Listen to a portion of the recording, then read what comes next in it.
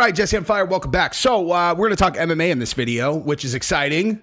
You know, we're going to talk about Conor McGregor getting accosted by one of the UFC champions, and one that I found rather surprising. They've always had a pretty good relationship, I thought. And, you know, listen, dude, I don't feel like you're looking at the same Conor as you used to, and there are other people who feel the same way, and so they are calling him a drug addict, and they are, you know, saying that he was never that good. They say he sucks at this, he sucks at that. And I think setting the table very nicely for Conor to come back and either prove them wrong or prove them right. So that's going to be exciting. But also, we have to talk about what happened the other day with the Mike Perry situation, because I got a lot of pushback on that video.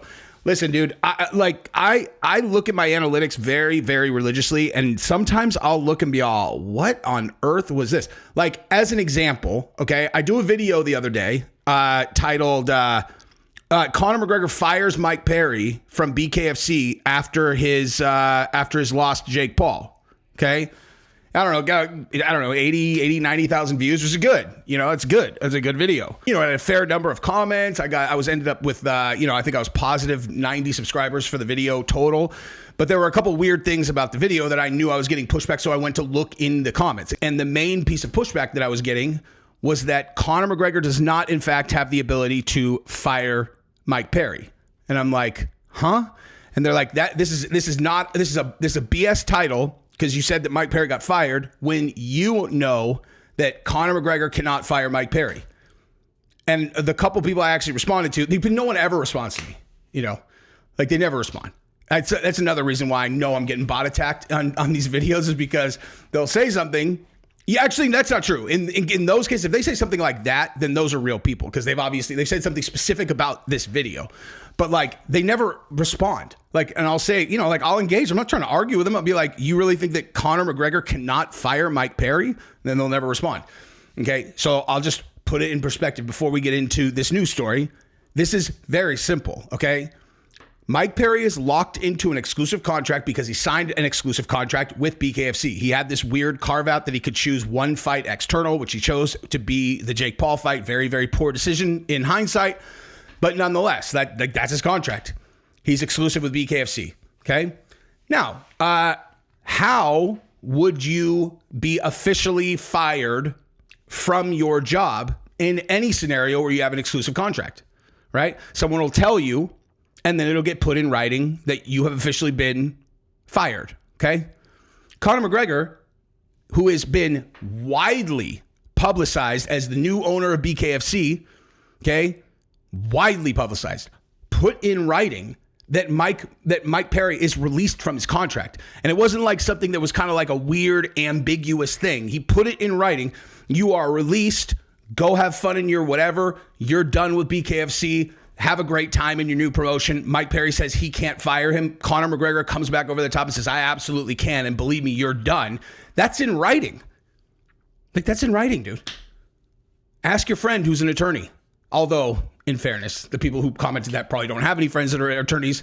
But believe me, if you do have friends that are attorneys, that's a real strong case for Mike Perry. Now, Mike Perry doesn't want to be released. He doesn't want to get fired. Of course, he wants to fight out his contract at BKFC, where he's probably making, you know, more money than maybe he's worth now. I don't know.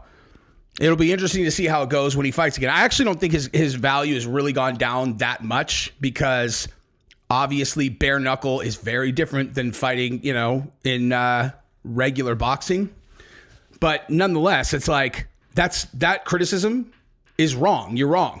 You're wrong. You're wrong. Okay. When someone gets fired, there's all kinds of, you know, different situations where people end up in court. But I guarantee you, absolutely guarantee you, that the BKFC attorneys would look at this and be like, you know, like, let's say that someone did want to offer Mike Perry another, you know, some other contract, and he wanted out of his BKFC contract. He's got a real strong case, dude. Okay. The new owner fired him publicly in writing, right?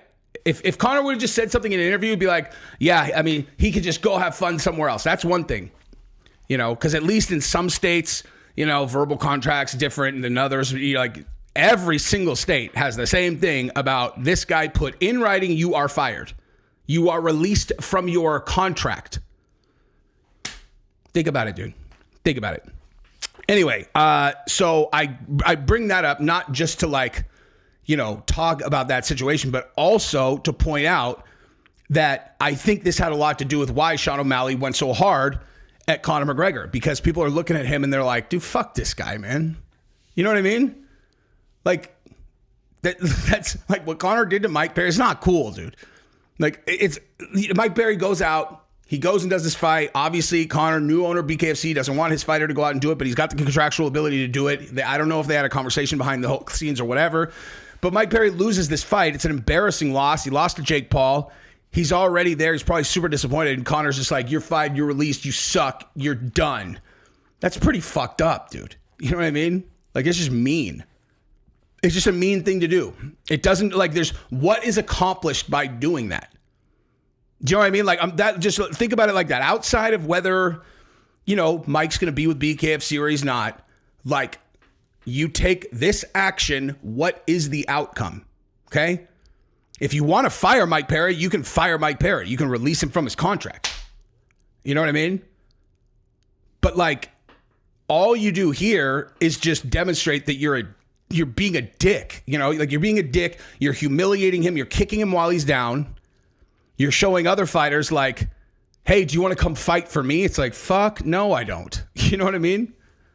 Like, people are just now getting to see what it's like to sign with BKFC and fight for them. And your first big public thing, you know, you do a press conference, you know, and you like, dude, no one's better at hyping fights than Conor. But this is the first time that Conor has actually gotten to speak about one of the fighters. And I don't know about you guys, but I would be like, Jesus, man, like, I don't think I like the way they treat fighters over there. Like, I don't think I like that. Did you ever see Dana do that for one of his fighters who went and fought in another organization when they were in a similar situation? Like, remember when Chuck Liddell went over and fought in Pride? You know, like, obviously Dana was, you know, heavily involved in bringing him over there. But then when he didn't perform, is Dana kicking him in his guts when he's on the ground? No. I don't know.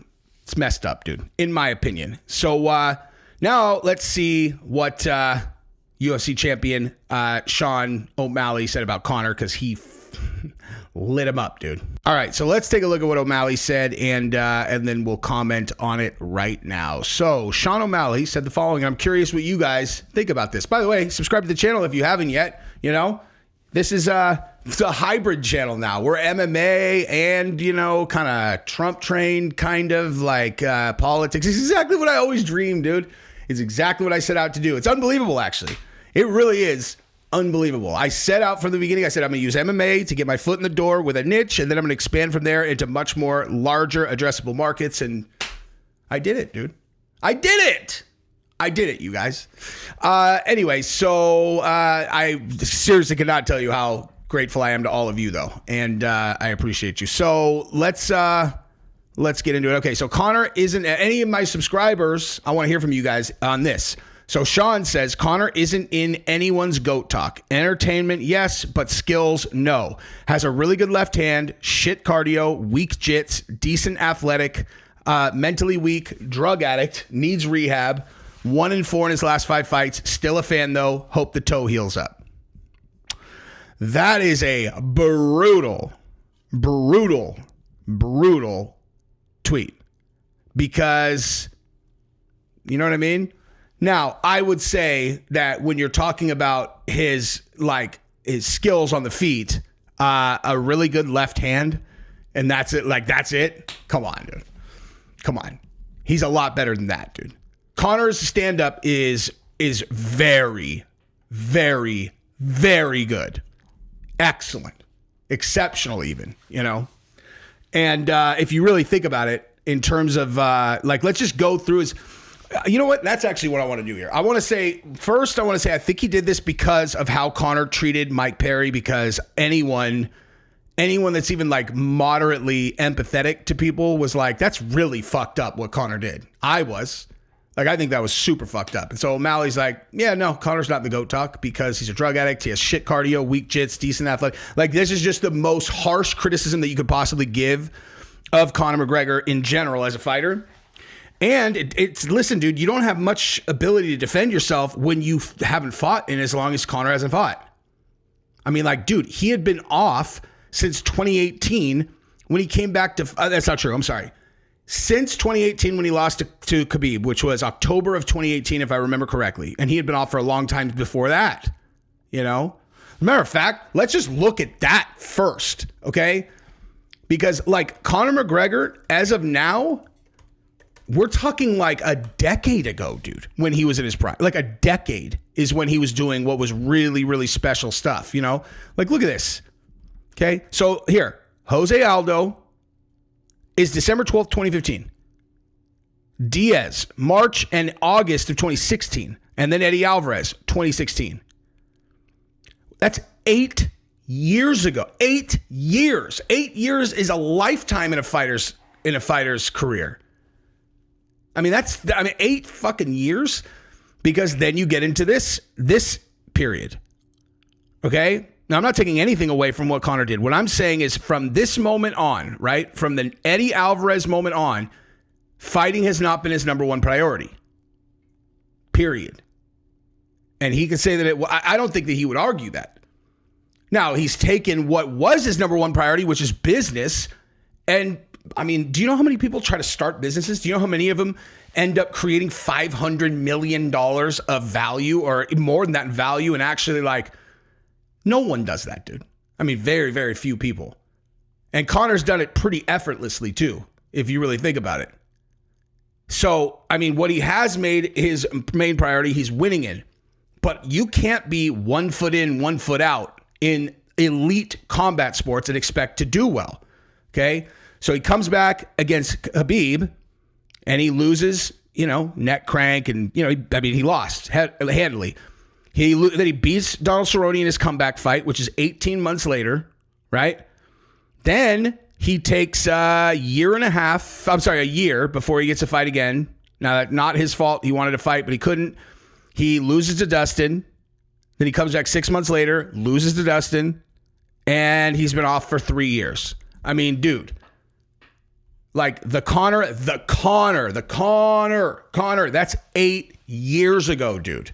That's a long time. No one wants him to come back and do well more than me. No one.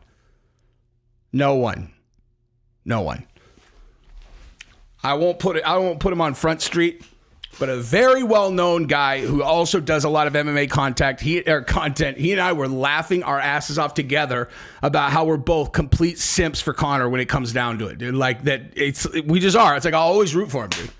I will always root for him, even though he's a complete asshole. I mean, like, this shit's fucked up, dude. But anyway, let's get back to the point of what we're talking about here, which is we're going to go through exactly what he said and then evaluate, okay? So he has a really good left hand. Okay. Well, again, let's go back to his actual like career here, right? So, I mean, as soon as he gets into the UFC, just look at this, dude. People just don't even realize this, dude. Okay, first round knockout. Then he beats Max Holloway by decision. First round knockout. Second round knockout. Second round knockout. First round knockout. That's his run to win the title.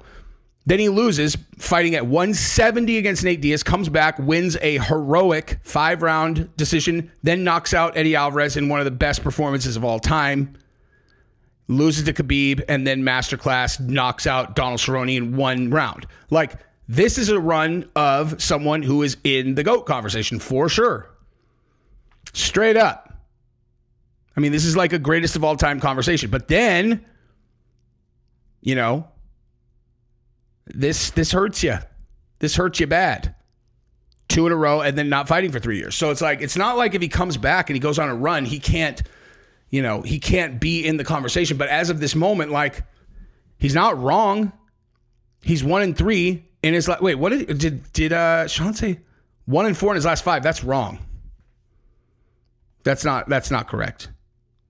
He is 3-3 in his last 6. Or 3-4 in his last 7. He's 3-4 in his last 7. Or 1-3 in his last 4. Not 1-4 in his last 5. Oh, he's including the Mayweather fight, but that doesn't count, dude. That's a money grab. But, you know, I mean, like in terms of his cardio, you know what I mean? Like, Conor gets weaker as the fight goes on. Everyone knows that. You got to survive the first round. If he doesn't really hurt you bad in the first round, he has historically not finished well. Mentally weak, I don't know about that. Drug addict, certainly appears to be that way. Needs rehab. That's harsh. But again, dude, I don't really even have anything to say here other than I think that O'Malley was doing this because he was such a prick to Mike Perry. But again, I really, really, really, really, really hope that he is coming back to the Sphere. The fact that Chandler has been so quiet, to me, indicates that is highly likely that is exactly what's going to happen. But anyway, that's what I got for this video. I love you guys. Subscribe to the channel. Ring the bell. Bye-bye.